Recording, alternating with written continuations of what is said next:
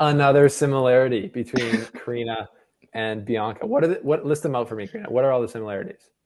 Okay, well, Romanian parents, Let's first go. generation Canadian, hates Come on. airplane food, are pretty close in age, brown hair. Yeah, I don't brown hair. know.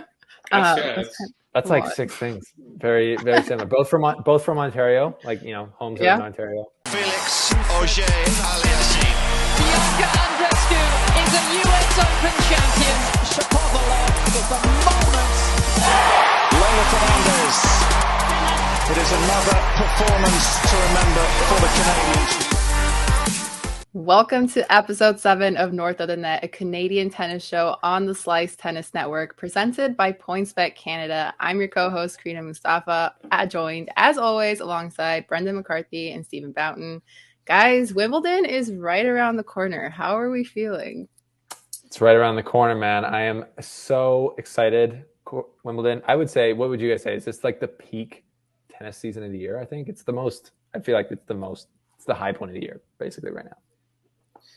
I'd say so. I mean, 5 days away, and out of the core four, I think Felix right now is the best odds presented by PointsBet at plus 2,000. He's actually going to be seated sixth team because Rublev and Medvedev are banned, and also Zverev is out with that ankle injury, so he skyrockets to sixth, and then fellow Canadian and friend Denis Shapovalov will be seated 13th. And Bianca is unseated coming in. And, of course, Layla is dealing with a stress fracture in her right foot, so she will not be competing this year. Yes, that is a good layout of the land for the Canadians in there. We got the three of the core four, as Brendan's now. Core four, baby. I think that's a good name. The core four. They're core to the Canadian efforts on the tour, that's for sure. Then we got Rebecca Marino, big serving. She lost yesterday, I think, in Eastbourne. But she's a dark horse, kind of like upset threat at the beginning of the tournament, I think. But maybe that's it. But yeah, three of the core four are going to be there causing damage. Yeah, and I guess the big kind of central question is, can a Canadian win Wimbledon? And so we just talked about, their standings and where they are, like their odds to win the tournament. What are the chances for each of these three? Like, who are we doing an updated power rankings here? Like, I think we did one last time, but do we have? Do you want a chance? We got to start remembering our power rankings because I can't remember off the top of my head. If I thought, I probably put Felix first, Bianca, Shapo. Is that what I did? I don't know, but that's what I would do probably now. We've only had one singles champion of a major ever in Canada, and that's Bianca Andreescu. We all know that. Actually, not to plug my interview with her in Berlin last week. Wait, what? It's been a slice, right? All I can say.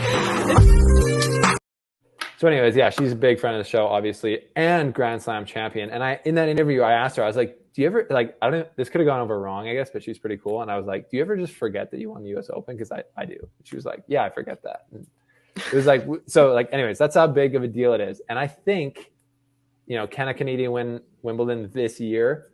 Obviously, it's not super likely. Neither was that. That was probably less likely. So I think a guy like Felix, a lot of people outside of just Canadians are talking about him as a serious threat at Wimbledon on the men's side. Like nobody wants to play him at all because he's just like dangerous. And Shapo is kind of in the same boat. Maybe he's just had a terrible run of form here, which we'll get into later.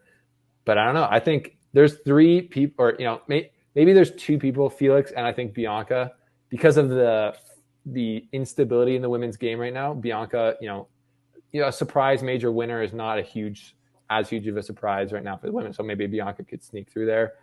And I've been saying that I love her game on grass. So I don't know. I think it's possible, and I'm holding out hope. What do you think, Brendan? I'd have to agree with you with Bianca, Steven. I mean, like, for her, it's like never underestimate the heart of a champion. I mean, out of the core four, she has a slam to her name, right? And I haven't really seen much of her in 2022 to really say like I'm really feeling a Bianca rise to the top in Wimbledon.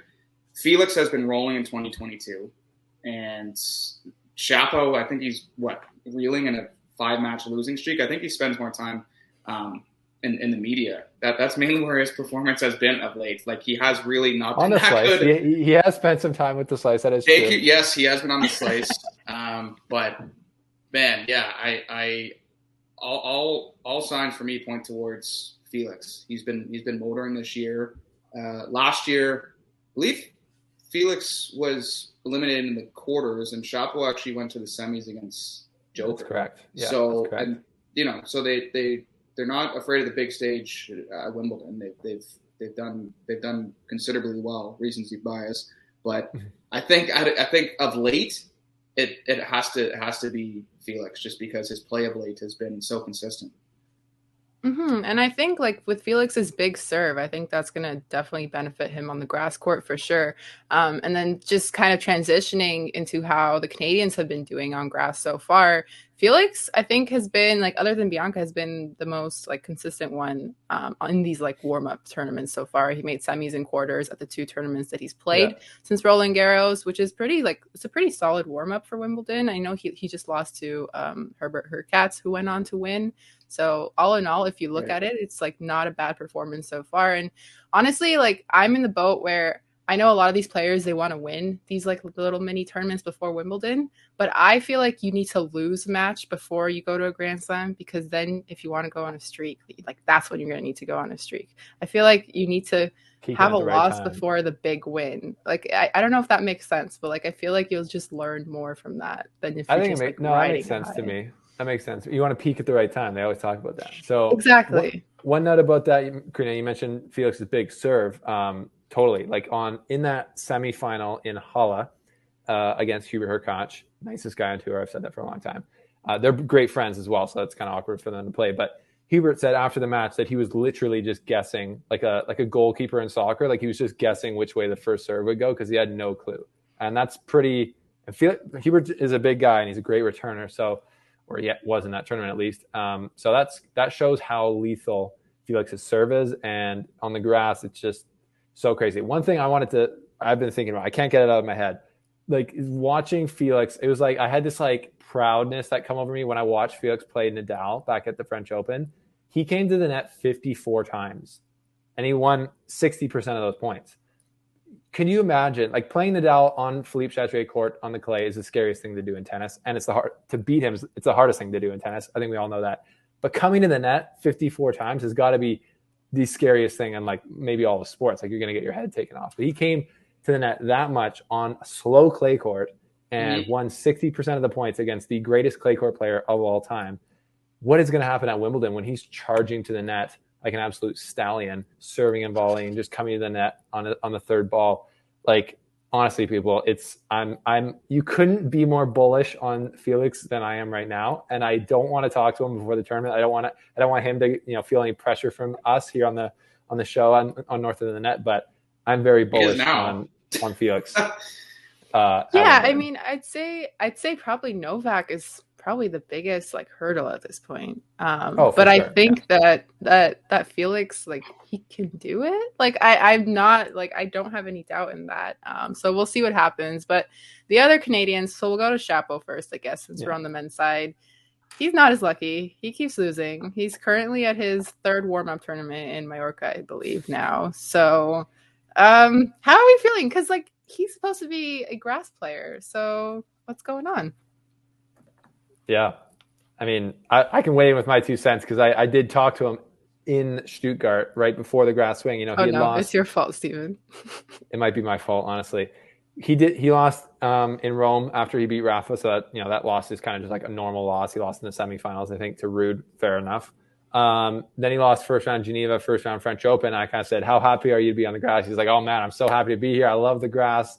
Tough ending in the French Open. Then it was like lost to Atta, lost to Tommy Paul, which is a very tough draw. So he's just on one of those ruts where it's not. I don't think it's really his fault. Like he's not doing anything that I can see is like seriously wrong. There's no like glaring things. He's just kind of like lost a few tight matches, super tight matches on grass. So to me, honestly, I think he plays today in Mallorca. I was just in Mallorca, sick place. I think he'll be all right. He'll figure it out, and he'll get a few wins here in Mallorca. Maybe he'll just win the tournament, get back on track. And you know what? I love my guy's chances at Wimbledon to be a threat.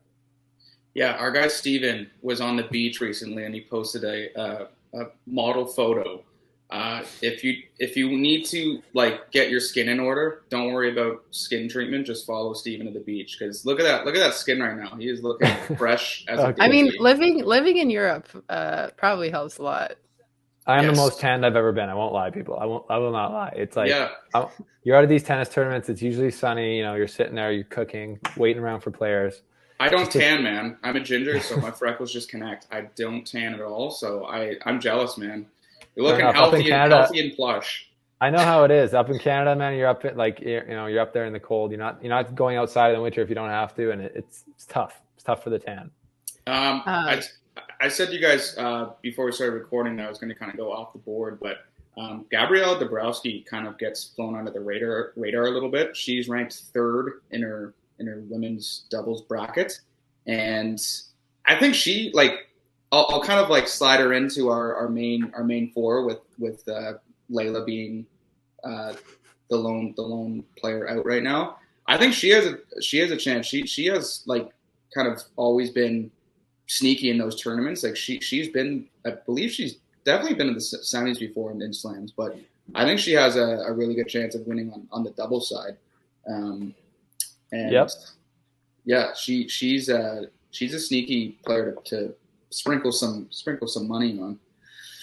She is deadly on the doubles. Yeah, if you want to put some money on the double side, then support another Canadian for sure. Yeah. And then before we move on really quickly, I know Bianca Andreescu is playing her match right now, but she did beat Martina Trevisan yesterday pretty easily, 6-3, 6-1. I think that's pretty encouraging for her, ramping up for Wimbledon to kind of get more of these easier victories under her belt. She did win the first set right now against Katie Swan, and they're currently on serve. But I'm very excited to see how she does. I know Wimbledon is super weird with the players that are out this year, and there's a lot of it's kind of chaotic, I feel like. But then there's also these moments, I guess, now where some players could probably take advantage of it. They might have not had a chance before. So maybe Bianca could be one of those. Yeah, I don't see why not. She, I've been saying, I think her game on grass is sweet. She told me that her coach Sven is helping her fall in love with the grass because she said she used to not like it as much. But I see no reason why she can't do well. Yeah, I feel very confident that she's going to beat Katie Swan today. Who knows? Deep little run here in Bad Homburg, wins the title, goes into Wimbledon. I like that mojo. Again, don't want to put too much pressure on these players of ours now that I'm out here chatting with them. But yeah, I got very high hopes for her as well on the grass going into Wimbledon. Yeah, and moving on to some very exciting news, some very exciting Canadian news. The Laver Cup is going to be in Vancouver in 2023. Wait, Karina. What? It's the Laver Cup. Oh, sorry. Oh my god. This is the Romanian in me. I don't pronounce things the same way. Okay, I won't fault Cup. you then. It's the Laver Cup. But yeah, I knew I was gonna mess it up because I always tell myself it's just my brain just automatically, because in Romanian you read letters the way that they're actually supposed to be pronounced. So you don't say you would literally say la, you say Laver la, Cup. not lay. So that's why my brain just sorry. Anyway, no fault at all. No fault at all. We're gonna do the technical. We're gonna do the bleep on me this time instead of you. Maybe. Well, Laver or Laver, we're still going to be there, and Steven's treating every meal, and we're going to have the racket mics out, and we're going to be ready to roll. That's facts. That's in the works. That's hopefully the dream. Yeah, Karina, it's a huge thing for Canada. I think it was probably going to happen at some point. You guys are from Toronto. Everyone who's watching, Karina and Brendan are from Toronto. Torontoites. There's kind of an east-west divide in Canada where everyone in Ontario is yeah, we're at the center of the country. We got the biggest city, Toronto. And then everyone out west is oh, you guys are the big city slickers. Come out here where it's all beautiful. So the Laver Cup was going to eventually come to Canada because it's, one of the big world countries.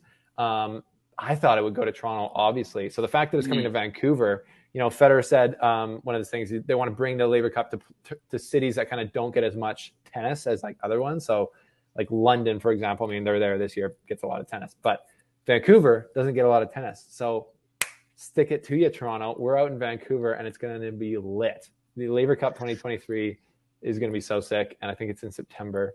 Kind of a moody Vancouver time of the year. I don't know, still sunny. Like, I don't know. What do you guys? It could be a party. So hopefully we'll have a slice party out there covering it. I'm excited. Are you guys excited? I'm very excited. No. If we're not going, then no, there's no excitement to be had. No, it's going to be sweet. I mean, like, this is great. It's going to be held at Rogers Arena where the Vancouver Canucks play. And it's 2 days, September 22nd to the 24th. And I believe, Team Europe has always cleaned up. Like, they've won since the emanation of the tournament, 2017? Correct. So, yeah, they've won the first 4 events, and doesn't look like it's going to change not anytime ideal. soon. But yeah. maybe if they won it, can you imagine if Team World won it for the first time in Canada, like out in the world, one of the world venues? That'd be epic. And I think. Yeah. Go ahead, Karina. I was going to say, like, I guess London would be considered world, not Europe, right? No, London is Europe. Oh, because like you're thinking because it's not part of the EU. Yeah. No, it's still considered Europe because it's like in Europe. But like I know what you Okay. mean. Yeah, so they're still considered. Well, so yeah, if a British player comes in, they're still considered Europe, which is a good point you bring up. Actually, maybe since Europe always wins, we need to give all the world all the help they can get. Maybe they should start donating British players because they're not, because of Brexit. They're not part of the EU anymore. I actually did ask that to Andrei Rublev in a presser last year. I said, I think it was right after the Laver Cup. I was like, look, Europe's so dominant. Like, do you think we could donate Russia to be like part of the Team World? Because Russia technically, I mean, I don't know if they're going to be allowed to play. I'm assuming they are, but they are on Team Europe historically. And I was like, well, Russia's like, are they European? Like, would you call it? Like, I asked him, I was like, would you consider yourself a European? He's like, yeah, I don't know. So we'll see. What do you guys think about Shapo and Felix playing though? Because I think they've both played in Laver Cups before. Obviously, big stars for World. I'm assuming they're both going to play in Vancouver. Yeah, I think that'd be pretty, historical. I don't know if that's the right word, but you got to have your Canadians in Canada. So I assume they'd be getting the invite there. I'm assuming they would. And Vasek Pospisil, like you guys know, he's a Vancouver guy. He's actually from Vernon, which is really close to my hometown, Kamloops. Just got to get Kamloops in there somehow. I knew you're gonna bring up Kamloops somehow. Of course, it's like we hate Vancouver and Kamloops unless it aids us in our thing. It's like, oh, it's in Vancouver. It's like, oh, it's in our hometown, baby. Let's go. But if it's like us versus Vancouver in sports, it's like, yeah, Vancouver can go. It's really too just like a great testament of how well the game of tennis is growing in Canada. I mean, absolutely. even like worldwide with sports, like Canada Soccer, they had a game in Edmonton that I was fortunate to witness back in November. In Edmonton, there's not really much going on, like especially in November. So that really kind of puts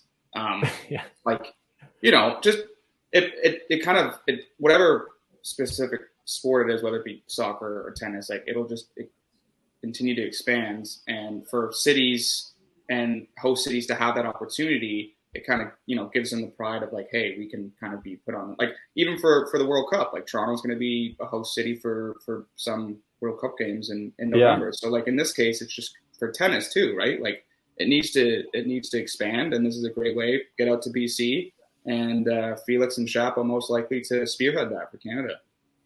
Yeah, I think it's so sick. And yeah, for like you said earlier, for it to be in the Vancouver Canucks Arena, it's going to be it's right in the center of Vancouver. It's like the hub. It's like going to be like the main event happening that weekend, I'm sure of it. So it'll be like for the first time probably like ever. I mean, the Davis Cup has been played in Vancouver before, and Billie Jean King Cup, which has been cool. But this is honestly like a bigger deal, right? It's like the biggest stars in the men's game being there, and that's pretty awesome. So yeah, congrats to Canada.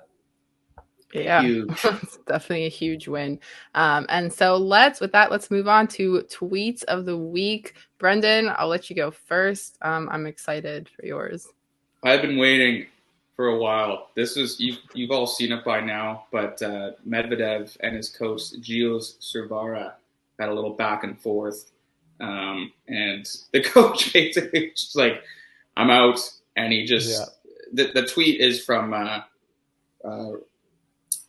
Rubel Dever, but she says, Gilles really said, "Fuck this shit, I'm out," and I don't blame him. Yeah, and you can see he's got did. a giant sweat mark on his back.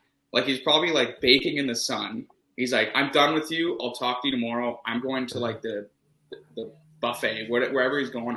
He's heading to the bar. Yeah, he's looking for a reason to get out of there. He's on his way to a cold Stella, maybe some provisions.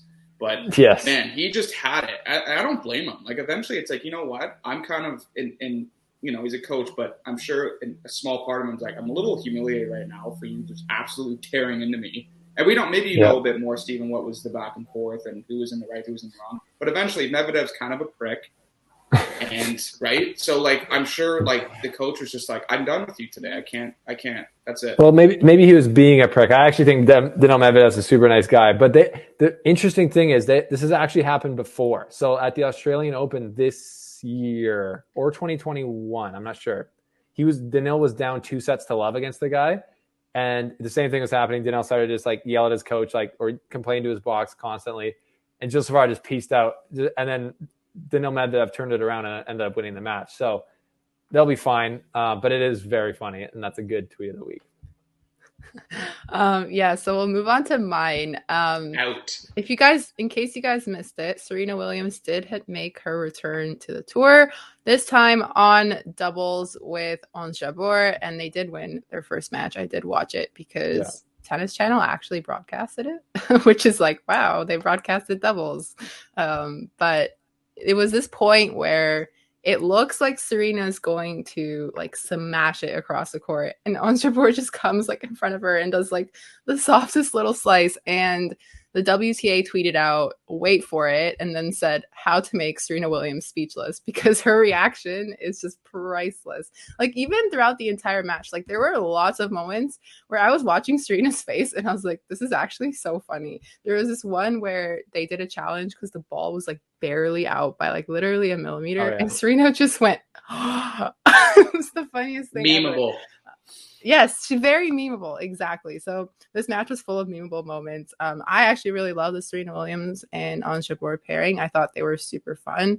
And it was really nice to see Serena on the court again. Like I wasn't sure how I would feel, like what emotions I would have, but it turns out I think I'm pretty sad with a lot of these like older players starting to head their way out, like whether that's like Rafa or Roger. And so it was nice to see Serena back on the court.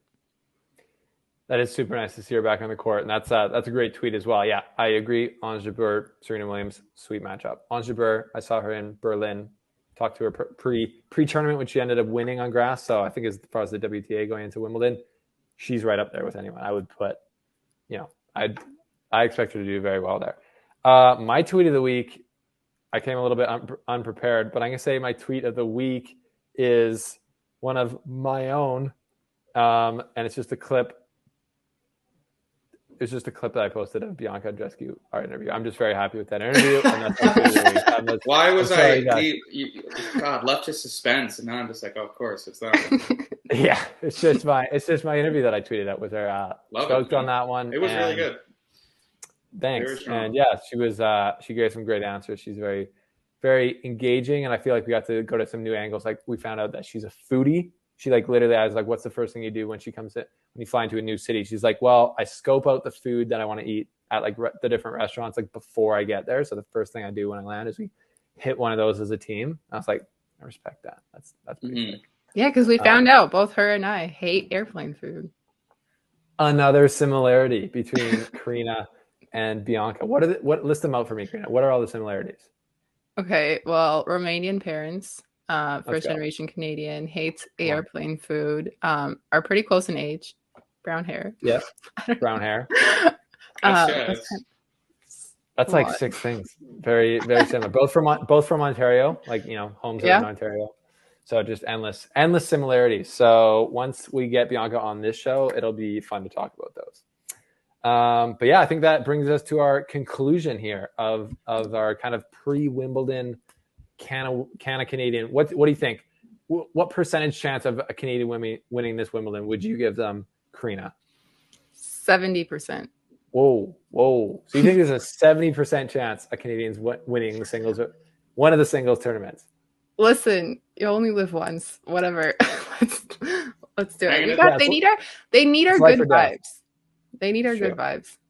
Brendan? I don't think it's happening, but I'll give a 57%. 57%.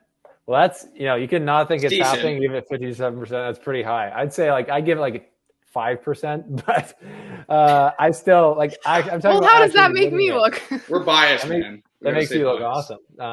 Makes me look like a hater, but I'm not. I'm just trying, 5%, maybe 10%. That's 1 out of 10. That's a pretty good chance. Yeah. There's a lot of players in that draw. Anyways, this has been North of the Net with the Slice Crew. Karina, Brendan, Steven. Follow us all on Twitter down below for more yaks, gags, sarcasm about tennis. And thank you guys for being here. We'll see you next time on the show. Felix Auger-Aliassime. Andreescu is a US Open champion. Shapovalov is the moment. Laver Cup. It is another performance to remember for the Canadians.